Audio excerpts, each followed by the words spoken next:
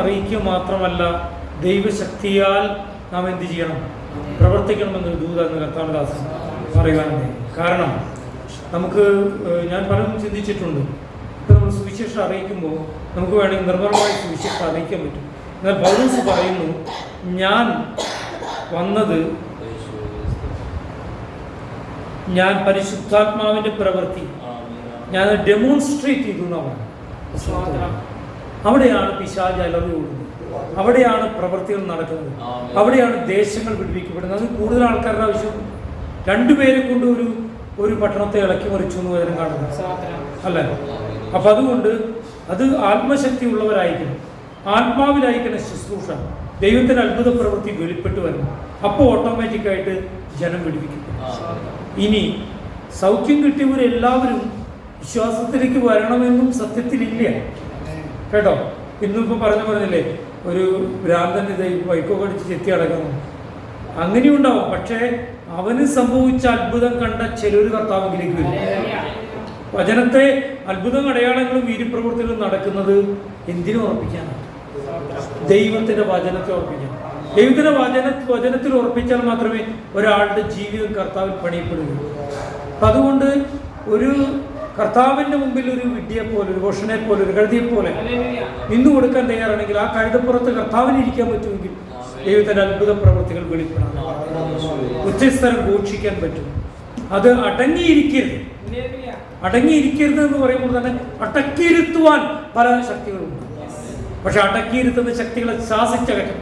നമ്മൾ പലപ്പോഴും വിചാരിക്കും നമുക്കതിനുള്ള കഴിവുണ്ടോ, ഈ ആൾക്കാരെല്ലാവരും കൂടി വരുമ്പോൾ എന്ത് സംഭവിക്കും? ഇല്ല, അങ്ങനെയല്ല. കാരണം ഒരിക്കൽ ഒരാൾ എന്നോട് പറഞ്ഞു, ആരാണ് ഭൂരിപക്ഷം? 1000 പേര് ഇപ്പുറത്തുനിന്ന് വരുന്നവരാണോ ഭൂരിപക്ഷം? അതെൻ്റെ കൂടെ ദൈവം ഉണ്ടെങ്കിൽ ആരാ ഭൂരിപക്ഷം? ദൈവം ഉണ്ടെങ്കിൽ ആ ഭൂരിപക്ഷം. മനസ്സിലായോ? ഒരാൾ മതി. അത് ഏലിയാവ് അതിനെ കുറിച്ച് പറഞ്ഞത്. ഏലിയാവ് പറഞ്ഞു, ഞാൻ ഒരുത്തം മാത്രമുള്ളവരെന്ന് ആര് പറഞ്ഞു?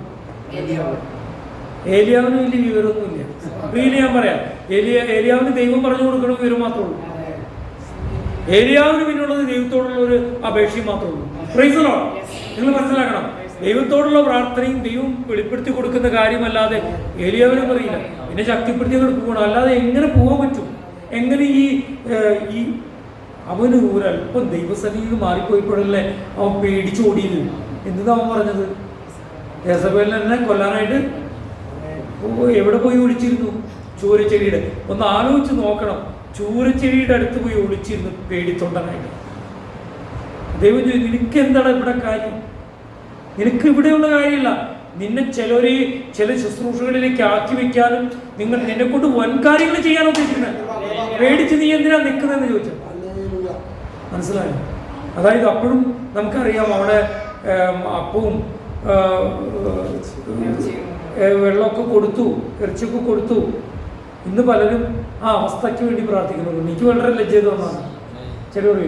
ചിലരിങ്ങനെ പറയാറുണ്ട്, ഏലിയാവിന് കാക്കയെ കൊണ്ട് പോഷിപ്പിച്ചു പോലെ കാക്കേനെ വിടുന്നതിനെ കാക്കേനെ വിടാനാണ് കർത്താവ്. കാക്കേനെ വിടുന്നത് ദൈവം നോക്കിക്കൊടുന്നത്.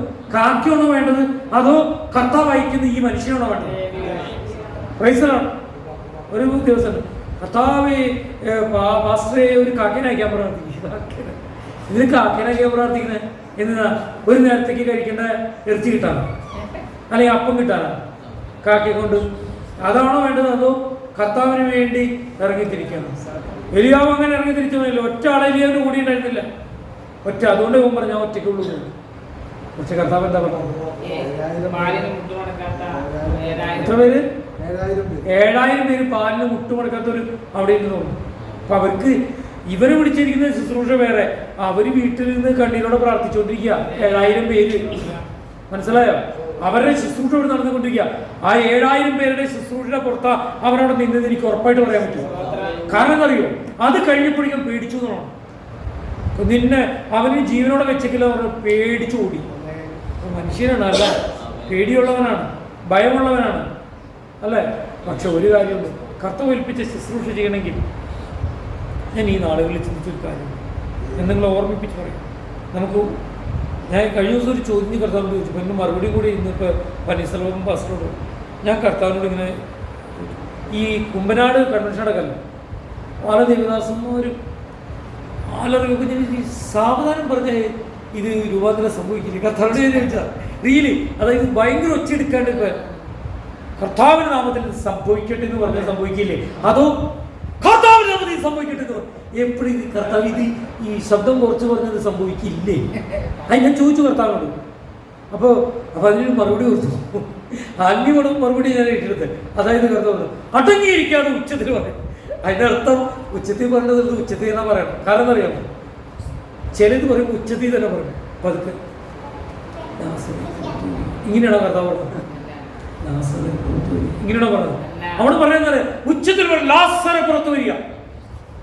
നമ്മുടെ ശബ്ദത്തിനൊരു പ്രത്യേകത, ശബ്ദം കൂടുതൽ ആൾക്കാർ കേട്ടാൽ ശബ്ദം കുറഞ്ഞു പോകും കേട്ടോ. അതുപോലെ ശബ്ദം നല്ല ശബ്ദത്തിൽ പറഞ്ഞാൽ ഈ ശബ്ദത്തിൻ്റെ ശക്തി കൂടുതൽ. ശബ്ദം നമുക്കറിയാം, ഈ ഇടിമിന്നലിൽ ആദ്യം മിന്നല വരാം അല്ല, പിന്നീട് ശബ്ദം. അപ്പം ഞാൻ ഇതൊന്നും പേടിക്കാനില്ല. കാരണം എന്താ, വെളിച്ചം വന്നു കഴിഞ്ഞിട്ട് 2-3 മിനിറ്റ് കഴിഞ്ഞിട്ട് ശബ്ദം പറയാം. ഇത് വെട്ടത് കുറേ ദൂരത്താന്ന് ഞാൻ പറയും. മനസ്സിലായി? ഇടിയും ഇത് ഒരേ സമയത്ത് വീഴുമ്പോൾ ഇവിടുത്തെ പ്ലാവകം കത്തിക്കരിഞ്ഞു പോകും പറയുന്നത്. അപ്പോൾ അടുത്താന്ന് മനസ്സിലാക്കണം. അപ്പോൾ ഈ ശബ്ദത്തിൻ്റെ പ്രത്യേകത, ശബ്ദത്തിന് ഇത്രയും കിലോമീറ്ററിലാണ് പോകാൻ പറ്റുള്ളൂ. മനസ്സിലായോ? 1000 കിലോമീറ്റർ സ്പീഡിലൊക്കെ 1000 കിലോമീറ്റർ പെർ അവറിലാണ് പോകാൻ പറ്റുള്ളൂ ഏതിന്? ശബ്ദത്തിന്. പക്ഷെ ഒരു സെക്കൻഡിൽ 3 ലക്ഷം കിലോമീറ്ററിൽ പോകാൻ കഴിയുന്ന കർത്താവ് ലൈറ്റ് എന്ന് പറയുന്നത്. അങ്ങനെ അടുത്തുകൂടാൻ കഴിയാത്ത വെളിച്ചത്തിൽ വസിക്കുന്ന നമ്മുടെ കർത്താവിൻ്റെ ഇതിന് പോകാനായിട്ട് എന്തോരം സമയമാണ്. പക്ഷെ നമ്മളെ കൊണ്ട് ദൈവം ശബ്ദത്തിൽ പറയിപ്പിക്കണമെങ്കിൽ അതെ. പക്ഷെ ഒരു കാര്യം മനസ്സിലാക്കും, ഒരു വിശുദ്ധൻ്റെ ജീവിതത്തിൽ വിശുദ്ധി കൊണ്ട് തിളങ്ങി നിൽക്കുന്ന ജീവിതം എന്ന് പറയുന്നത് അത് ലൈറ്റ് പോലെയാണ്. മനസ്സിലായോ? അത് വെളിച്ചം പോലെയാണ്. വെളിച്ചം പോലെ എന്ന് പറഞ്ഞാൽ അതിലൊരു വാക്ക് ഞാൻ ഇങ്ങനെ ഒരു കാര്യം കേട്ടിട്ടുണ്ട്. ഞാൻ പറഞ്ഞിട്ടുണ്ട്, പലപ്പോഴും സഭയിൽ പറഞ്ഞിട്ടുണ്ട്. ഒരു ദേവദാസൻ ഈ തിരുവല്ല ഭാഗത്ത്, തിരുവല്ലയ്ക്ക് അപ്പുറത്ത് എവിടെയോ, അവർ പ്രവാചകന്മാരെ വിളിക്കാൻ ഭയങ്കര, അതായത് പിശാചിനെ പുറത്താക്കണവരെയൊക്കെ വിളിക്കും. പിശാചിനെ പുറത്താക്കാൻ ആർക്ക് കഴിവുണ്ട്? ഭൂതങ്ങളെ പുറത്താക്കാൻ കർത്താവ് വിശ്വസിക്കുന്ന ഏവർക്കും കഴിവുണ്ട്. വിശ്വാസം വർദ്ധിപ്പിക്കുന്നത് മാത്രം. ചെറിയ പ്രശ്നമുണ്ടാവുകയും പേടിക്കുന്നവർ പിശാചിനെ പുറത്താക്കാൻ പറ്റില്ല. മനസ്സിലായോ? അങ്ങനെ ഒരു സ്ഥലത്തേക്ക് ഒരു പെൺകുട്ടി, ചെറുപ്പക്കാരിയായ പെൺകുട്ടി, അവൾ ആകെ പിശാച് പിടിച്ച് കിട്ടും. ഒരുപിടി ആൾക്കാരെ വിളിച്ചു വരുത്തും, ഒരു കാര്യമില്ല. അങ്ങനെ ഒരു ബാംഗ്ലൂർ ഏതൊരു പാസ്റ്റർ വിളിച്ചു വരുന്നു. ഈ പാസ്റ്റർ വീട്ടിലേക്ക് എത്തി. അന്നത്തെ കാലത്ത് കുറേ സ്ഥലമുള്ളവരാണ്. ഈ പടിവാതിൽ എന്ന് പറയുന്നത് ഈ നമ്മുടെ ഈ പ്രവാചകന്റെ പടിവാതിലുമായി അങ്ങോട്ട് ദൂരം ഒരു 10-300 മീറ്റർ ഉണ്ടാവും. ഏത് ഗേറ്റ് മുതൽ ഇവിടെ വരെ. അതുപോലത്തെ ഒരു ഗേറ്റിലേക്കാണ് ആര് വന്നത്? നമ്മുടെ കുഷ്ഠരോഗിയെ നാമാൻ വന്നത്. അപ്പോൾ ആളെ അയച്ചിട്ട് പറഞ്ഞാൽ ശരി, നേരെ ഇങ്ങനെ അനുസരിച്ചാൽ മതി, പോയിക്കോളാൻ വന്നു. ഇവൻ കാണാതെ വിചാരിച്ചാ വലിയ മന്ത്രിയായിരുന്നല്ലോ ഭർത്താവിൻ്റെ പ്രവാചകനെ സംബന്ധിച്ചു.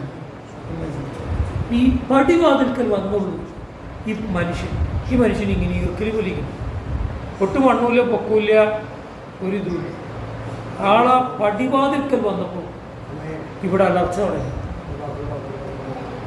അയ്യോ വരില്ലേ എന്ന് പറഞ്ഞിട്ട് കേട്ടെന്ന് ചിറ്റ. എന്താ സംഭവം?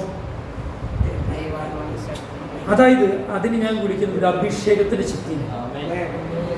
മരിച്ചുപോയി മണ്ണടഞ്ഞ് ഈ കത്തോലിക്കര് പലരും ഈ അവരുടെ എല്ലിനെ തൊടുക, ഈ തിരിശേഷിപ്പ്, നമ്മൾ ഈ തിരിശേഷിപ്പിൽ വല്ല കാര്യമുണ്ടോ? ശരിക്കും പറയുന്നത് ബിബ്ലിക്കലൊരു കാര്യമുണ്ട്. അത് വെച്ചിട്ട് ഇവർ ബിബ്ലിക്കൽ അല്ലാത്ത കാര്യം ചെയ്യുന്നത്. എന്നിട്ട് ബിബ്ലിക്കലായ കാര്യം പറയും. പ്രവാചകനെ അടക്കിയ ആ സ്ഥലത്ത് മരിച്ചൊക്കെ കഴിഞ്ഞ് കുറേ നാൾ കഴിഞ്ഞു അവിടെ കൊണ്ടുവന്ന ഒരു ബ്രാഹ്മണനെ കൊണ്ടുവന്നിടുമ്പോൾ എന്ത് ചെയ്യുക? മരിച്ചവന് എഴുന്നേക്കാം. അതിന് മനസ്സിലാക്കുന്നറിയും, ഒരുവന് ലഭിക്കപ്പെട്ട അഭിഷേകം എന്ന് പറയുന്നത് അത് ചില്ലറ ശക്തിയൊന്നുമല്ല. അതായത് ആ ശക്തി കർത്താവ് ഇങ്ങനെ പറഞ്ഞല്ലോ, നിങ്ങൾ ഭൂമിയിൽ വെച്ച് നന്മ പ്രവൃത്തി ചെയ്താൽ നിങ്ങളുടെ നന്മ പ്രവൃത്തി ഇവിടെ കേട്ടിരിക്കുന്ന ആൾക്കാരുണ്ട്, അത് നിങ്ങൾ അനുഗമിക്കും എന്ന് പറയുന്നത്. ശ്രദ്ധിച്ചിട്ടുണ്ടോ? വായിച്ചിട്ടുണ്ടോ? അത് നിങ്ങൾ എന്ത് ചെയ്യും? അനുഗമിക്കും. നിങ്ങൾ പിൻചെല്ലും. ഒന്ന് ആലോചിച്ച് നോക്കൂ. ഈ ഭൂമിയിൽ ഒരു സ്ഥലത്ത് വെച്ച് നിങ്ങളെ സുവിശേഷ വിരോധികൾ നോ പറഞ്ഞോ, കാലിന് പൊടി കെട്ടി കിടക്കാന്ന് പറഞ്ഞിട്ടുണ്ട്. ആ പൊടി അന്ത്യനാളിൽ എഴുന്നേക്കുന്നു. അതിന്റെ അർത്ഥം ഈ അഭിഷേകവും നിലനിൽക്കും. എന്ത് നിലനിൽക്കും? ഈ വിരോധമായി പറഞ്ഞിരിക്കുന്നവർക്ക് എതിരെ പ്രവർത്തിക്കുന്ന ശക്തിയും നിലനിൽക്കും. അപ്പൊ അതുകൊണ്ട് അഭിഷേകത്തിന്റെ ശക്തി വ്യാപരിച്ചാൽ നമ്മളെ കണ്ടാൽ മതി, നമ്മൾ സംസാരിക്കണമെന്നില്ല. ആ ലെവലിലേക്ക് ഒരു ആത്മീയവളർച്ച പ്രാപിച്ചാൽ നടക്കുള്ളൂ. ആത്മീയവളർച്ച പ്രാപിച്ചാൽ നടക്കുള്ളൂ. കർത്താവിൻ്റെ തെരഞ്ഞെടുപ്പിൻ്റെ പ്രത്യേകതയുണ്ട്. പഴയ നിയമത്തിൽ ചിലർ പ്രവാചകന്മാരായി, ചില സുവിശേഷകന്മാരായിട്ട്. പുതിയ നിയമത്തിലും അങ്ങനെ പറയുന്നുണ്ട്, ചിലർ പ്രവാചകന്മാരായി സുവിശേഷം. എന്നാൽ പുതിയ നിയമത്തിൽ പറഞ്ഞിരിക്കുന്ന ഒരു പ്രത്യേകത, നമ്മളെല്ലാവരെയും ദൈവം സുവിശേഷത്തിനായിട്ടും പ്രാർത്ഥനയ്ക്കായിട്ടും വിളിച്ചിട്ടുണ്ട്. ഒരാൾക്ക് ആത്മീയ വളർച്ച പ്രാപിക്കാനുള്ള ശ്രേഷ്ഠ വരങ്ങൾക്കായി വാഞ്ചിക്കാൻ എന്താ പറയാൻ കാരണം? പഴയ നിയമത്തിൽ ചിലര് പ്രവാചകന്മാരായി, ചിലർ സുവിശേഷകരായി നിയമിച്ചെങ്കിൽ പുതിയ നിയമത്തിൽ നീ വാഞ്ചിച്ചോ ആ ലെവലിലേക്ക് നിനക്ക് ഉയരാൻ കേട്ടോ പറഞ്ഞത്. ആ ലെവലിലേക്ക് ഉയരാൻ കഴിയും, ആ ലെവലിലേക്ക് ഉയരാൻ കഴിയുന്നു. ഏതൊരു വ്യക്തിക്കും കഴിയും. ശ്രേഷ്ഠ വരങ്ങൾക്കായി വാഞ്ചിപ്പീൻ. അതിൻ്റെ വാഞ്ചിക്കാൻ വെറുതെ പറയും. നിങ്ങൾ ധൈര്യമായിട്ട് ആഗ്രഹിക്കുന്നു പറയുന്ന കാരണം അത് കൊടുക്കാൻ തയ്യാറുള്ളതുകൊണ്ടല്ല, കൊടുക്കാൻ തയ്യാറുള്ളതുകൊണ്ടാ വാഞ്ചിക്കാൻ പറഞ്ഞിരിക്കുന്നത്. ശ്രേഷ്ഠവരങ്ങൾക്കായി വാഞ്ചിക്കും, ശ്രേഷ്ഠവരങ്ങൾക്കായിട്ട് വാഞ്ചിക്കും. ദൈവിക മർമ്മങ്ങളെ പ്രസ്താവിക്കുന്നത് ശ്രേഷ്ഠവരമാണ്. പിശാചുകളെ പുറത്താക്കുന്നത് ശ്രേഷ്ഠവരമാണ്. അവന്റെ രാജ്യത്തെ തകർക്കുന്നത് ശ്രേഷ്ഠവരമാണ്. ചെറിയ അംശത്തിലൊക്കെ ഞാൻ എൻ്റെ ജീവിതത്തിൽ അനുഭവിച്ചത്. പീറ്റർ ബ്രദറിന്റെ സ്ഥലമുണ്ടല്ലോ, അവിടെ ഒറ്റ വിശ്വാസികളുണ്ടായിരുന്നില്ല. ഞാനവിടെ ചെല്ലുമ്പോൾ ഹിന്ദുക്കളായ ആൾക്കാർ, യാക്കോബായക്കാർ, അതുപോലെ തന്നെ അങ്ങനെയുള്ള ആൾക്കാർ, എനിക്ക് ആരെയും അറിഞ്ഞുകൂടാ. ഞാനവിടെ ചെല്ലുമ്പോഴേക്കും അപ്പോൾ എഴുന്നേറ്റു കൈകൂപ്പും പ്രാർത്ഥിക്കാൻ പറയും. ഇതെങ്ങനെ സംഭവിക്കുന്നത്? ചിന്തിച്ചു നോക്കണം. അവിടുന്ന് പലരും പുറത്തു വരാനുണ്ടായി. ഒരു ബൈബിൾ ക്ലാസ് എടുത്തു അവിടെ പീറ്ററിൻ്റെ കൊച്ചു വീടിൻ്റെ ഫ്രണ്ടിൽ. ബൈബിൾ ക്ലാസ് എടുത്ത് കുറച്ച് കഴിഞ്ഞ് കഴിഞ്ഞപ്പോൾ ഒരു മാടിനെയൊക്കെ നോക്കാനൊരു ചെറിയൊരു ഒരാളവിടെ വലിയ വീട്ടുകാരൻ നടക്കുന്നുണ്ടായിരുന്നു. ബൈബിൾ ക്ലാസ് എടുത്തുകൊണ്ടിരിക്കുമ്പോൾ അവൻ പെട്ടെന്ന് പറഞ്ഞു, ചെറിയ ശബ്ദം എനിക്ക് കേൾക്കാൻ പറ്റും, ചെറിയ ശബ്ദം എനിക്ക് കേൾക്കാം, ചെറിയ ശബ്ദം, എലാൻ അങ്ങനെ ശബ്ദം കേൾക്കാൻ പറ്റുന്നു. അവൻ പറയാം, എല അവനങ്ങനെ ശബ്ദം കേൾക്കാം. പിന്നെ അവൻ നെഞ്ചത്തടിച്ചു പറഞ്ഞു, എൻ്റെ കേസ് എന്താവോ എനിക്ക് പേടി. എന്തിൻ്റെ കേസ്? എന്തിൻ്റെ കേസ്? ബാംഗ്ലൂരിൽ നല്ല ജോലി ചെയ്തിരുന്ന പയ്യൻ സ്കൂട്ടറും കൊണ്ട് പോണ സമയത്ത് ഏതൊരു വണ്ടി ഇങ്ങോട്ട് ചേറിപ്പാഞ്ഞു വന്നപ്പോൾ പിന്നെ നിയന്ത്രണം തെറ്റി ഈ വണ്ടി ചെന്ന് ഒരു ഇലക്ട്രിക് പോസ്റ്റർ കൊണ്ട് ഇടിച്ചു.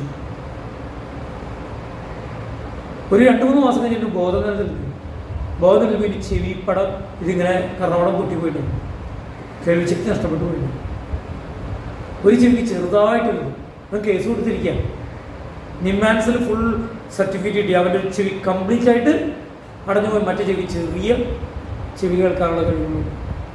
അതിൻ്റെ ഇത് വെച്ചുകൊണ്ട് ഇവന് മാസം തോറും പെൻഷൻ കിട്ടാനുള്ള എൻ്റെ അവസാന ലൈനിൽ പോയി ഇവൻ പറയണ്, ചെവിയിൽ ചെറിയ ഇല പോലും കേൾക്കുന്ന ശബ്ദം കേൾക്കാൻ ഇപ്പോൾ എൻ്റെ കേസ് എന്താവും പറഞ്ഞു. ഈ കേസ് നല്ല കാശ് കിട്ടുള്ളൂ. അവന് സൗഖ്യം, കർത്താവ് ദൈവവചനം പറഞ്ഞപ്പോൾ അവന് കിട്ടിയ സൗഖ്യമാണോ വലുത്, അത് അവന് ഈ കോടതിയിൽ നിന്ന് കിട്ടുന്ന റേഷൻ പോലെ കിട്ടുന്ന ഈ പണമാണോ വലുത്? അങ്ങനെയുള്ള കർത്താവിനെ സഹായിക്കാൻ പറ്റില്ല. ഞാൻ പറഞ്ഞൊരു ശുശ്രൂഷ ഞാനും ഇല്ല, ചെല്ലുന്നൊന്നും പറഞ്ഞില്ല, ഒരു ബൈബിൾ ക്ലാസ് എടുത്തുകൊണ്ടിരിക്കുക. അവിടെ നടന്ന സംഭവം കേട്ടോ. അവിടെ ഞാൻ പലരെയും സ്നാനപ്പെടുത്തി. ഒരു കാര്യം കൂടി പറഞ്ഞിട്ട് ഞാൻ അവസാനിപ്പിക്കും. ഞാൻ അവിടെ സ്നാനപ്പെടുത്തിയ ഒരാൾ, ഞാനവിടെ ചെല്ലാം. ഇതുപോലെ തന്നെ പാലക്കാട് സംഭവിച്ചിട്ടുണ്ട്. ഞാനവിടെ ചെല്ലുമ്പോൾ ആൾക്കാർ എല്ലാവരും കൈകൂപ്പ, ഓരോ കാര്യങ്ങൾ ചോദിക്കുക. എന്താണെന്നറിയില്ല, ഒരു തെരഞ്ഞെടുപ്പിൻ്റെ പിന്നിലത് അവിടെ ചില പ്രവൃത്തി ചെയ്യാനുണ്ടെന്നുള്ളതാണ്. ഇവിടെ ഞാൻ ആ സ്ഥലത്തേക്ക് പോകുമ്പോൾ പീറ്റർ വിശ്വാസത്തിലേക്ക് വന്നു. പീറ്റർ തളർന്നു പോയൊരു മനുഷ്യനായിരുന്നു. ആരോ പ്രാർത്ഥിക്കാൻ ചെന്ന് പ്രാർത്ഥിച്ചു, കുറേശ്ശെ സത്യം അറിയാം. അങ്ങനെ പീറ്ററിനോടൊന്നും പറഞ്ഞില്ല. ഞാൻ ആ വഴിക്കൂടെയൊക്കെ നടന്നു പോകുമ്പോൾ, സ്കൂട്ടറിന് പോകുമ്പോൾ ഒരു ചെടുത്ത് എവിടെയുണ്ട്, കാലിന് പോളിയോ ബാധിച്ച സ്ത്രീയാണ്, നടക്കാൻ പോകുമ്പോൾ വയ്യ, വിദ്യാഭ്യാസം ഒന്നുമില്ല, വീട്ടിലിരിക്കുക. ഞാനിങ്ങനെ ഇടയ്ക്കൊക്കെ ഇങ്ങനെ പോയി വർത്താനം പറഞ്ഞിട്ടുണ്ട്. ഒരു ദിവസം വിളിച്ചു, പാസ്റ്ററെ എന്ന് പറഞ്ഞ് വിളിച്ചു. അപ്പോൾ അവർ പറഞ്ഞു, യഹോവ സാക്ഷിക്കാർ അവരവിടെ വന്നിട്ടുണ്ടെന്ന് പറഞ്ഞു. ഞാൻ പറഞ്ഞു അവരൊന്നും കെറ്റെത്തിട്ടൊന്നൊക്കെ പറഞ്ഞ് ഞാൻ പോയി. ഒരു ദിവസം പാസ്റ്ററെ എന്ന് പറഞ്ഞു വിളിച്ചു. ഞാൻ പഠിപ്പിച്ചിരുന്നു. പാസ്റ്റർ എൻ്റെ ആട്ടുകുഞ്ഞ് ചമ്പാറായെന്ന് പറഞ്ഞു. ആട്ടുകുഞ്ഞ് ആട്ടുകുട്ടി ചവാറായെന്ന് പറഞ്ഞു. ചവാറായി കിടക്കാം. 2 ദിവസമായിട്ട് ഒന്നും കഴിച്ചിട്ടില്ല. ആട്ടുകുഞ്ഞിക്ക് വേണ്ടി പ്രാർത്ഥിക്കാൻ പറഞ്ഞു, മനുഷ്യക്ക് വേണ്ടിയുള്ള പ്രാർത്ഥിക്കാൻ പറഞ്ഞു. ആർക്ക് വേണ്ടി? ഞാൻ വിചാരിച്ചു ആട്ടുകുഞ്ഞ് കർത്താവിന്. ഇപ്പോൾ ഒരു കഴുതയെ കുറിച്ച് പറയാം. കഴുതയെ, കെട്ടപ്പെട്ട കഴുതയെ പുറത്ത് കൊണ്ടുവന്നിട്ട് ആ കഴുത നടന്ന ആ കാല് ചെളിയിൽ, കഴുതകളെ പല സ്ഥലത്ത് പോകുമ്പോൾ നമ്മൾ കാണാൻ പറ്റും, തമിഴ്നാട്ടിൽ പോകുമ്പോൾ കാണാൻ പറ്റും, എവിടെയും പല സ്ഥലത്തും കാണാൻ പറ്റും. ആകെ അലഞ്ഞ് തിരിഞ്ഞ് വെളിവില്ലാതെ ലക്ഷ്യമില്ലാതെ അലഞ്ഞ് തിരിഞ്ഞ് ഇങ്ങനെ നടക്കാൻ അല്ലേ? ആ കഴുതക്കുട്ടി എവിടേക്കോട് പോയി? ആ കഴുതക്കുട്ടി പ്രവാചകന്റെ ബുദ്ധിബ്രഹ്മത്തിനെ എന്ത് ചെയ്തു? ഇതാണിത് കഴുതനെ എങ്ങനെയൊക്കെ ദൈവം ഉപയോഗിച്ചു എന്നുള്ളത് കാണാൻ കഴിയും. ഞാൻ പിന്നെ എന്തെങ്കിലും അവരുടെ ആട്ടുകുഞ്ഞ് ഭയങ്കര പ്രാർത്ഥിക്കണം. കർത്താവെ, ഒരു ആട്ടുകുട്ടിക്ക് വേണ്ടി പ്രാർത്ഥിക്കാൻ ആവശ്യപ്പെട്ടു. ദൈവം അങ്ങ് പ്രവർത്തിക്കണം എന്ന് പറഞ്ഞു. ഞാൻ അതിൻ്റെ മേലെ കൈവച്ചാൽ പ്രാർത്ഥിച്ചു. ഞാൻ പീറ്ററിൻ്റെ വീട്ടിലേക്ക് പോയി തിരിച്ചു വരുമ്പോഴേക്ക് ഇതിനോട് സന്തോഷം കൊണ്ട് ആട്ടുകുഞ്ഞ് അപ്പം തന്നെ എഴുന്നേറ്റ് ഓട്ടം തുടങ്ങി.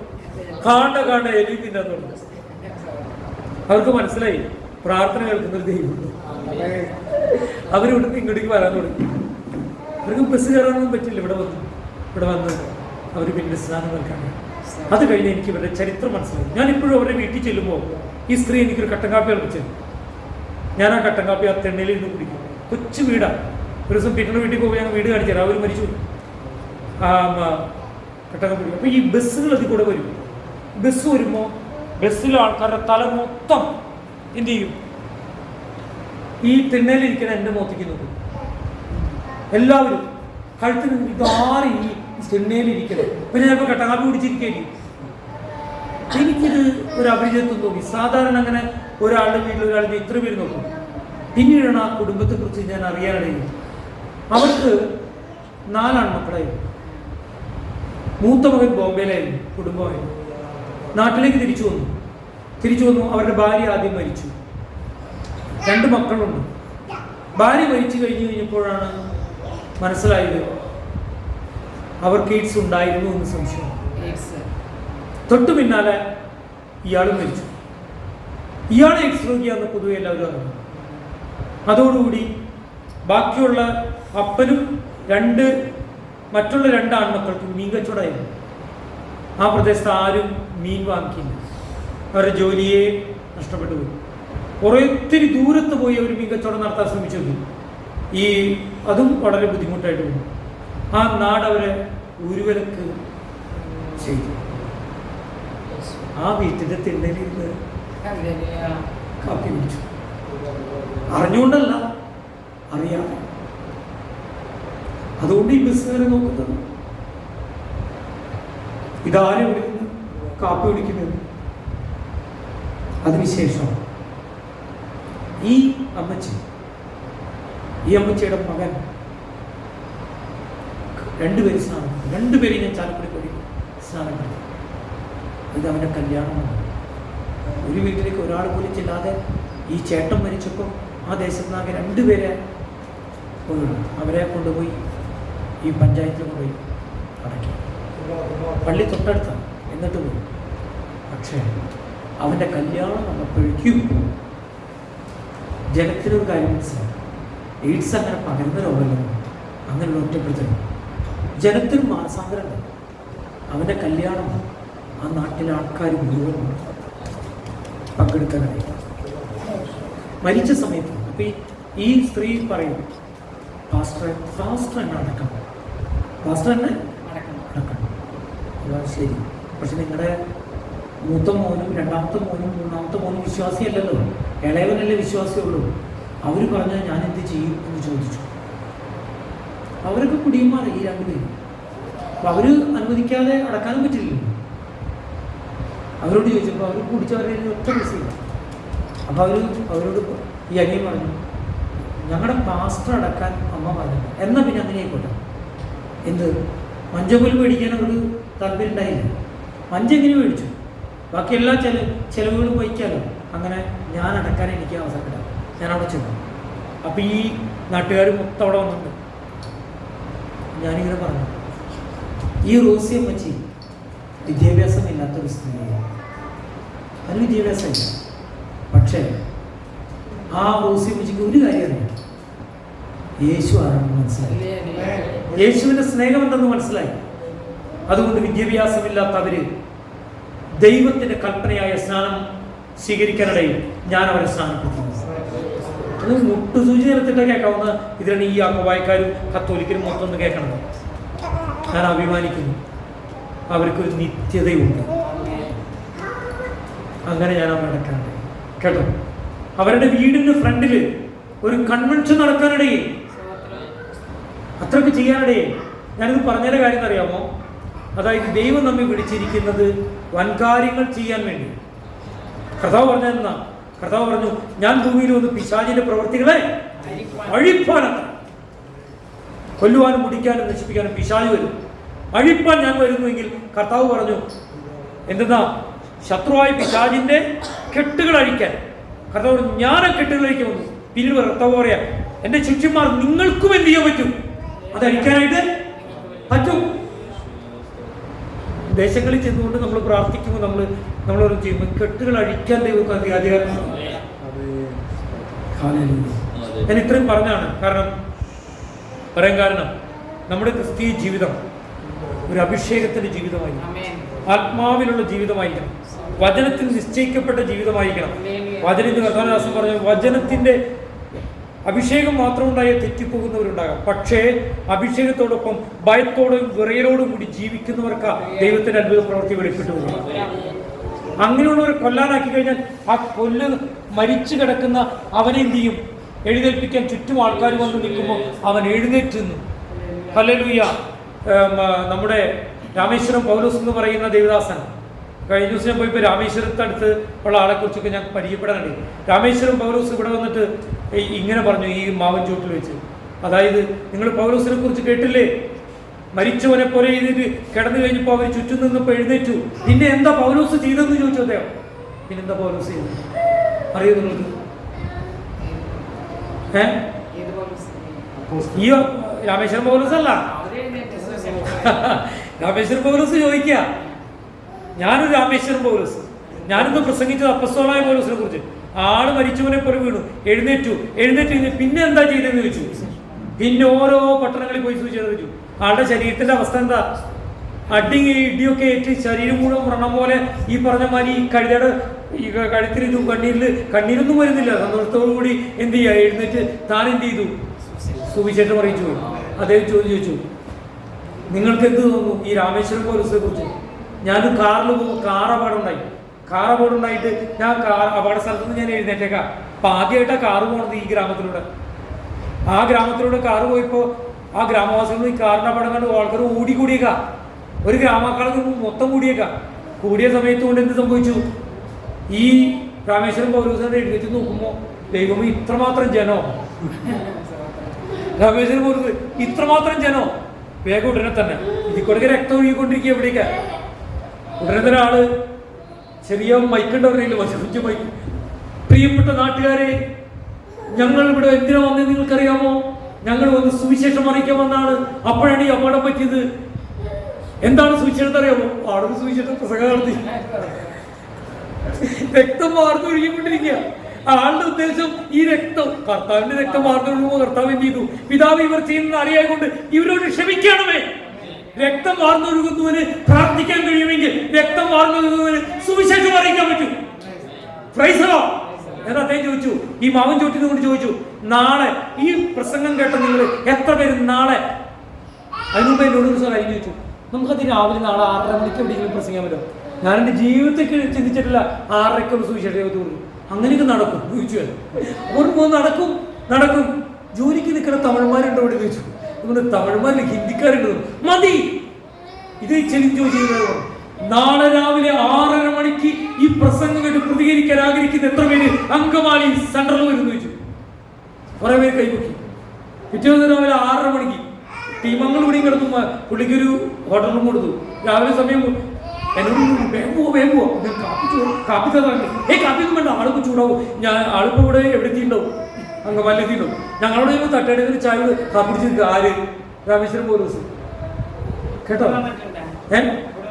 ഇവിടെ വന്നിട്ടുണ്ട് രാമേശ്വരം പൗലോസ്. ഇവിടെ വെച്ചാണ് സംഭവം ഈ പറയണത്. അപ്പൊ രാവിലെ 21 പേരോളം ഉണ്ടാവും. 21 പേരോളം 21 പേര് വന്നു. സ്ത്രീകളും കുട്ടികളൊക്കെ ആയിട്ട് വന്നു. ഇപ്പോൾ ഒരു പ്രസംഗം കഴിഞ്ഞു. പാസ്റ്റർ പറഞ്ഞു, എനിക്കത് തൃപ്തിയായിരുന്നു. വേറെ ആരെങ്കിലും പ്രസംഗം? ഞാൻ പറഞ്ഞു, ഞാൻ നോർത്ത് ഇന്ത്യയിൽ പോയി പറയുന്ന പ്രസംഗം മതിയോ? എന്നാ നോക്ക്, പുള്ളിക്ക് അറിയില്ല ഞാൻ അങ്ങനെ പ്രസംഗം എന്നറിയും. അങ്ങനെ എനിക്ക് പ്രസംഗിക്കാൻ അവസരം. ഞാൻ മലയാളത്തിൽ പ്രസംഗിക്കാം. CJ ബാബു എന്ന് പറഞ്ഞ പാസ്റ്ററുടെ ഭാര്യ ഹിന്ദിയിലേക്ക് ട്രാൻസ്ലേറ്റ് ചെയ്യും. ആ ഒരു പ്രസംഗം കഴിഞ്ഞപ്പോൾ അദ്ദേഹം എൻ്റെ അടുത്ത് വന്നു. എനിക്ക് ഈ പ്രസംഗത്തിനൊക്കെ ഒത്തിരി സമ്മാനം കിട്ടിയിട്ടുണ്ട്. ഇരിങ്ങാലക്കുട ക്രൈസ്റ്റ് കോളേജിൽ 5 തവണയ്ക്ക് അടുപ്പിച്ച് സമ്മാനം കിട്ടി. പ്രീ ഡിഗ്രി മുതൽ ഡിഗ്രി വരെ. പ്രീ ഡിഗ്രിക്ക് പഠിക്കുമ്പോൾ പ്രീ ഡിഗ്രിക്കാർ, ഡിഗ്രി ഫസ്റ്റ് ഇയർ പഠിക്കുമ്പോൾ പി ജിക്കാർ വരെ കോമ്പീറ്റ് ചെയ്ത് മത്സരത്തിൽ 5 കൊല്ലം സമ്മാനം കിട്ടി. അഖില കേരള ബാലകൃഷ്ണൻ്റെ പി സി അലക്സാണ്ടർ ടോമെന്റിന്റെ പ്രസംഗ മത്സരത്തിൽ 3 കൊല്ലം കേരളത്തിലെ 9 പ്രധാന പ്രസംഗങ്ങളിൽ ഒരാളാവാൻ എനിക്ക് ഭാഗ്യം ലഭിച്ചു. 3 ജില്ലയിൽ 1ാം സ്ഥാനമൊക്കെ ലഭിച്ചാണ്. പക്ഷേ അന്ന് എനിക്ക് ലഭിച്ച ഒരു വലിയ ഒരു സ്ഥാനമുണ്ട്. ഈ ദൈവദാസൻ പറഞ്ഞൊരു കാര്യമാണ്. ദേവസ്വം പറഞ്ഞു, ഇതാണ് യഥാർത്ഥ സുവിശേഷ പ്രസംഗം. എന്നോട് പറഞ്ഞു, ഇതാണ് യഥാർത്ഥ സുവിശേഷ പ്രസംഗം. അതുകൊണ്ട് നിങ്ങൾ എന്ത് ചെയ്യണം? കുറച്ച് ചെറുപ്പക്കാരെ കൊണ്ട് നോർത്ത് ഇന്ത്യ പോകണം. അവരെ കൊണ്ട് പ്രസംഗിപ്പിക്കാൻ പാടില്ല. നിങ്ങളുടെ പ്രസംഗം കുറേ പ്രസംഗം അവർ കേൾക്കണം, കുറേ പ്രസംഗം അവർ കേൾക്കണം, എന്നിട്ട് അവരെ പ്രസംഗിപ്പിക്കാൻ പാടുള്ളൂ. പക്ഷേ അത് കഴിഞ്ഞ് കോവിഡ് കാലഘട്ടത്തിൽ അദ്ദേഹം എന്ത് ചെയ്തു? മരിച്ചുപോയി. എന്നോട് പറഞ്ഞു, ഞാൻ നിങ്ങളെ എവിടേക്ക് കൊണ്ടുപോകും? ഞാൻ രാമേശ്വരത്തേക്ക് കൊണ്ടുപോകുന്നു. പുള്ളിനോട് പറഞ്ഞ കാര്യങ്ങളാണ് ഞാൻ പറഞ്ഞത്. എനിക്ക് 2 തവണയായി ഇതുപോലെ അവാർഡ് കിട്ടിയിട്ടുണ്ട്. ഒന്ന് ഈ ദൈവഭക്തൻ്റെ അവാർഡ്, മറ്റൊന്ന് ഒരു ദൈവവിശ്വാസിയല്ലാത്ത ഒരു സ്ത്രീയുടെ അവാർഡ്. ഒരു 2 പേര് വെച്ച് സുവിശേഷ യോഗങ്ങൾക്ക് പോവാൻ, വീട് വിസിറ്റ് ചെയ്യാൻ പോകാമെന്ന് പറഞ്ഞു. പക്ഷേ ഒറ്റ സംഖ്യയായിരുന്നു. അതുകൊണ്ട് എന്ത് പറ്റി? 9 ടീം 2 പേര് വെച്ച് പോയി. പിന്നെ 19ാമത് ഒറ്റയ്ക്ക് ഞാനായി പോയി. ഒറ്റയ്ക്ക് പോണ്ടി വന്നു. അങ്ങനെ ഭർത്താക്കളുടെ ഭാഗത്ത് ഞാൻ ഒറ്റയ്ക്ക് വീട്ടിൽ ചെന്ന് ഒരു പ്രായമായ സ്ത്രീയോട് ഞാൻ സുവിശേഷം പറയും. അവർ രൂപാന്തരപ്പെട്ടുകൊണ്ടിരിക്കും, കണ്ണ് നിറഞ്ഞുകൊണ്ടിരിക്കും. ഞാനൊരു 3/4 മണിക്കൂർ അവിടെ നിന്ന് അവരോട് സംശയം ചോദിച്ചു, മറിയത്തെ നിങ്ങൾ തീരെ വിലമതിക്കുന്നില്ലേ എന്ന് ചോദിച്ചു. ഞാൻ തീർച്ചയായിട്ടും. മറിയം മറ്റു ശിഷ്യന്മാരോടുകൂടെ ആ മർക്കോസിന്റെ മാളിക മുറിയിൽ കാത്തിരുന്നവളാണ്. വിവരങ്ങളെല്ലാം ഞാൻ പറഞ്ഞു. അപ്പം മറിയത്തിന് നന്മ നിറഞ്ഞവളല്ലേ മറിയം എന്ന് ചോദിച്ചു. ഞാൻ പറഞ്ഞു, അങ്ങനെ എഴുതിയിട്ടില്ല, കൃപ നിറഞ്ഞവളെന്ന് എഴുതിയാണ്. അപ്പോൾ അവർ ചോദിച്ചു, നന്മയും കൃപയും തമ്മിലുള്ള വ്യത്യാസം എന്താണെന്ന് ചോദിച്ചു. ഉടനെ ദൈവത്തിൻ്റെ ആത്മാവിനോട് അവിടുത്തെ മാവുമ്മ നോക്കാൻ പറഞ്ഞു. മാവിൻ്റെ താഴെ ഒരു ഒട്ടുമാവ് വെച്ചിട്ടുണ്ട്, മാങ്ങി കൊണ്ട് തോന്നുന്നു. അപ്പോൾ അതിന് ചുറ്റും മണ്ണിങ്ങനെ കൂട്ടി വെച്ചിരിക്കുക. ഉടനെ ഞാൻ പറഞ്ഞു, ഒരു മഴ പെയ്താൽ വെള്ളം മാവിൻ്റെ അവിടേക്കാണോ പോവുക, അവിടുന്ന് താഴേക്കാണോ പോകാമെന്ന് വെച്ചു. കാരണം 3 സ്ഥലത്ത് നിന്ന് താഴേക്കാണ് പോവാം. വിനയമുള്ളവർക്ക് എളിവിയുള്ളവർക്കും കൊടുക്കുന്ന ദൈവകൃപ എന്ന് പറഞ്ഞു. ആ സ്ത്രീ ഭയങ്കര പ്രായമുള്ള സ്ത്രീ. അപ്പോൾ അവരവസാനം എന്നോട് പറഞ്ഞു, എൻ്റെ മോൻ ബാങ്കിലെ ജോലി, അവൾ ടീച്ചറാണ്. ഞാൻ ഈ കൊച്ചിന് നോക്കി അവിടെ നിൽക്കുന്നത്. എനിക്ക് ആകെയുള്ളൊരു മോനാണ്. അവർ പറയാണ്ട് എനിക്ക് എന്തെങ്കിലും ചെയ്യാൻ പറ്റും. ഞാൻ പറഞ്ഞു, ഇന്നു മുതൽ വെച്ചൊരു കാര്യം പ്രാർത്ഥിക്കണം. എന്ത് പ്രാർത്ഥിക്കണം? ദൈവമേ, ഇങ്ങനെ ഒരു ആളിവിടെ വന്നു ഈ കാര്യങ്ങൾ പറഞ്ഞു, അങ്ങയുടെ ഇഷ്ടം ചെയ്യാൻ ഞാൻ ആഗ്രഹിക്കുന്നു, അതിനുവേണ്ടി എനിക്ക് ശക്തി തരണമെന്ന് പ്രാർത്ഥിക്കാൻ പറഞ്ഞു. കേട്ടോ എന്ത് സംഭവിച്ചെന്നറിയാമോ? അത് കഴിഞ്ഞ് ഞാൻ അടുത്ത വീട്ടിലേക്ക് ചെന്നു. അവിടെ ഈ ജെറൂസലം ധ്യാനകേന്ദ്രം എന്ന് പറഞ്ഞ ധ്യാനകേന്ദ്രം, അതിൻ്റെ കുറേ വെള്ളം ഇട്ടാണ് കുറേ ആൾക്കാരുണ്ട്. അങ്ങനത്തെ ഒരു സ്ത്രീയായിരുന്നു അപ്പം. അവർ വന്ന കയറി നോക്കിയേ, നിങ്ങളുടെ പ്രസംഗമൊന്നും ഇവിടെ വേണ്ട കേട്ടോ തോന്നുന്നു, നിങ്ങളുടെ പ്രസംഗമൊന്നും ഇവിടെ വേണ്ടത്. പക്ഷെ ഒരു കാര്യം എന്നെ അനുഭവപ്പെടുത്തി, ഒരു കാര്യം കൂടി അവർ പറഞ്ഞു, വല്ല നോട്ടീസൊക്കെ ഉണ്ടെങ്കിൽ ഇവിടെ ഇട്ട് കൊണ്ടുപോയിക്കോളാൻ പറഞ്ഞു. അപ്പൊ അതിന് ഉള്ളിലൊരു ഭയമുണ്ട്, എന്നാൽ ഈ പ്രസംഗം കേൾക്കാനും പാടില്ല. കാരണം അങ്ങനെ ഈ അച്ഛന്മാര് കന്യാസ്ത്രീമാരെ പഠിപ്പിച്ചത്, ഞങ്ങളുടെ അച്ഛന്മാരോ കന്യാസ്ത്രീമാരോ അല്ലാണ്ട് വേറെ ആരെങ്കിലും പറഞ്ഞു കഴിഞ്ഞാൽ കേൾക്കരുതെന്ന് പറഞ്ഞാണ്. അതുകൊണ്ട് പ്രസംഗമൊന്നും ഇവിടെ വേണ്ട, അല്ല നോട്ടീസ് ഇട്ടാൽ വായിച്ചോളാം, കേൾക്കണം. അങ്ങനെ നോട്ടീസ് ഇട്ടാൽ കഴിഞ്ഞ ദിവസം ഇൻഡസ്ട്രി എന്നെ കൂടി ചേർന്ന് നോട്ടീസ് ഇട്ടാൽ മതി. ഞാൻ അവരോട് കാര്യം പറഞ്ഞു, ഒരു വാക്ക് പറഞ്ഞു. 2 വയസ്സിന് താഴെയുള്ള കുട്ടികളെ മുഴുവൻ, അല്ലെങ്കിൽ എബ്രായ ശിശുക്കളെ മുഴുവൻ കൊല്ലാൻ പറഞ്ഞ അതേ കൊട്ടാരത്തിലാണ്, അതേ ഫറവോയുടെ കൊട്ടാരത്തിലാണ് വെള്ളത്തിൽ നിന്ന് എടുക്കപ്പെട്ട എന്ന അർത്ഥത്തിലുള്ള മോശ എന്ന് പറയുന്ന വ്യക്തിയെ ദൈവം വളർത്തിയിരുന്നു. അതുകൊണ്ട് അസാധ്യമുള്ള കാര്യം സാധ്യമാക്കാൻ ദൈവത്തിന് കഴിയുമെന്ന് പറഞ്ഞ് ഞാൻ അവരെ അനുഗ്രഹിച്ചുകൊണ്ട് ഞാൻ ആ പറഞ്ഞു മനസ്സിലുണ്ട്. അപ്പോഴും എനിക്കൊരു അവാർഡ് കിട്ടി. എന്ത് അവാർഡ് കിട്ടി? നിങ്ങളുടെ പ്രസംഗം കൊള്ളാമെന്ന് മനസ്സിലായല്ലോ, പ്രസംഗം കൂടെ വേണ്ടെന്ന് പറഞ്ഞു. ഞാൻ എന്നിട്ട് അവിടെ സുവിശേഷകരുടെ മീറ്റിങ്ങിൽ ചെന്നിട്ട് പറഞ്ഞു, ഇന്നാണ് എനിക്ക് യഥാർത്ഥത്തിൽ അതാണ് ആദ്യത്തെ കിട്ടിയത്, ഇത് 2ാമത് കിട്ടിയത്, ഇതൊരു ദൈവഭക്തം പറഞ്ഞത്. അപ്പം ഞാൻ അവിടെ ചെന്ന് ഈ 19 പേരും വന്നേക്കാം, എല്ലാവരും ഭക്ഷണം കഴിച്ചു കഴിഞ്ഞ് ഈ പോയ വീടിന് വേണ്ടി പ്രാർത്ഥിക്കുന്ന സമയത്ത് ഞാനിങ്ങനെ പറഞ്ഞു, ഇന്നാണ് എനിക്ക് ഒരു സമ്മാനം കിട്ടിയത്. അപ്പോൾ തിരിച്ചു വന്നു. ഞാനും അമ്മയും, എൻ്റെ വിവാഹം കഴിഞ്ഞിട്ടില്ല, 97 2000-ന് മുമ്പുള്ള സമയത്തുള്ള കാര്യം. ഞാൻ വീട്ടിൽ വന്ന് ഞാൻ അമ്മച്ചിയും പ്രാർത്ഥിച്ചു കൊണ്ടിരിക്കുമ്പോൾ അന്നത്തെ ദൈവവചന വായനയ്ക്കായിട്ട് ഒരു ഭാഗം എടുത്തു. റോമാലേഖനത്തിൻ്റെ ഒരു വാക്യം. ആ വാക്യം ഇങ്ങനെയായിരുന്നു: സുവിശേഷം പ്രസംഗിക്കുന്നവരുടെ കാലുകൾ എത്ര മനോഹരം. പ്രസംഗമല്ല മനോഹരം, പിന്നെന്താ അതിൻ്റെ അർത്ഥം എന്താ അറിയാമോ? നമ്മുടെ സമർപ്പണം അത്രേ മനോഹരം. കേട്ടോ, അന്ന് സുവിശേഷം അറിയിക്കാൻ പോയ കൂട്ടത്തിൽ ഈ ബ്രദറൻകാരായി കുറച്ച് പേരുണ്ട്. ചാലക്കുടിയിൽ ഭയങ്കര പ്രായമുള്ളവരുണ്ട്. പുള്ളി എന്നോട് പറഞ്ഞു, അത് എന്തോ ഒരു ഉടക്ക മനുഷ്യന്മാര് ബ്രദറൻകാരനാണെന്നാണ് ആൾക്കാർ അഭിമാനിക്കേണ്ടത്, അല്ലാണ്ട് ദൈവത്തിൻ്റെ മകനൊന്നല്ല അഭിമാനിക്കേണ്ടത്. എന്നെ വിളിച്ചു. ഞാൻ ചെറുപ്പക്കാരനാ, എനിക്ക് 30 വയസ്സുള്ളൂ, ഇയാൾക്കൊരു 10-65 വയസ്സുണ്ടെന്ന്. ബ്രദറെ, അത്ഭുതങ്ങൾ അടയാളങ്ങൾ ഇപ്പം നടന്നു. ഞാൻ പറഞ്ഞു, വചനത്തിൽ എന്താ ചെയ്യണത്? നടക്കും. പിശാചുക്കളെ പുറത്താക്കാൻ പറ്റും, അതും പറ്റും. വിഷം കുടിച്ചാൽ മരിക്കാതിരിക്കും. ഇയാൾ ചോദിക്കുന്നതാണ്.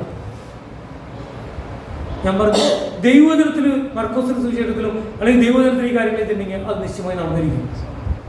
എടുത്ത വഴിക്ക് ആളെ കൊണ്ട് ചോദ്യം ചോദിച്ചു. എന്താ ചോദ്യം അറിയാമോ? ഈ ബദറൻകാരുടെ ഒരു സ്വഭാവം, ഇവരുടെ അവിശ്വാസം ഉണ്ടല്ലോ. ഇവര് കൂട്ടത്തിൽ സുവിശേഷം അറിയിക്കാൻ കൊള്ളാം, അവർ ഈ പരിശുദ്ധാത്മാവിനെ ഇതിന് സംസാരിക്കാൻ അനുവദിക്കരുത്. എന്നോട് പറയാം, എന്നൊരു കാര്യം ചെയ്യാം, ഒരു കുപ്പിയിൽ കുറച്ച് വിഷം തരാം, ബ്രദർ അത് കുടിച്ചിട്ട് തെളിയിച്ചു തരാമോ? എന്ത് ചെയ്യണം? അത് കുടിച്ചിട്ട് തെളിയിച്ചു തരാമോ? എന്നോട് ചോദിച്ചതാ. എനിക്ക് പണ്ട് എങ്ങനെ വെച്ച് കഴിഞ്ഞാൽ, പണ്ട് കാലത്ത് ഒരാൾ പറഞ്ഞാൽ വിടില്ല, തോൽപ്പിച്ചിട്ടേ വിടുള്ളൂ. ഇപ്പൊ ഞാൻ ഏത് ജാതീയരായ ആൾക്കാർ എന്ത് പറഞ്ഞ് തോൽപ്പിക്കാൻ ചെയ്യും, ഞാൻ അങ്ങനെ പറയും, ഞാൻ തോക്കാൻ തയ്യാറാ, നിങ്ങളെങ്ങനെ കർത്താവിലേക്ക് വന്നാൽ മതി എന്ന് ഞാൻ ഇപ്പൊ പറയും. പക്ഷെ ഈ മനുഷ്യൻ പറഞ്ഞപ്പോൾ, ഇയാൾ പ്രായമുള്ള ആളും വലിയ വചനനിശ്ചയമുള്ള ആളെ പോലെ എന്നോട് പറഞ്ഞപ്പോൾ ഞാൻ ഇങ്ങനെ പറഞ്ഞേ, സഹോദരാന്ന് ഞാൻ വിളിച്ചോളൂ, സഹോദരാന്ന് വിളിച്ചോളൂ. കാരണം കർത്താവ് അടിക്കുന്നവരെ ഒരു സ്നേഹിതാന്ന് വിളിച്ചത്. സഹോദര, നിങ്ങളൊരു പിശാചിനെ പോലെയുള്ള സംസാരിക്കും. ഇയാൾ സുവിശേഷ വിലയ്ക്ക് പോണേക്കാളും കൂടെ ഇയാൾക്ക് ആകെ പവിച്ചുപോയി.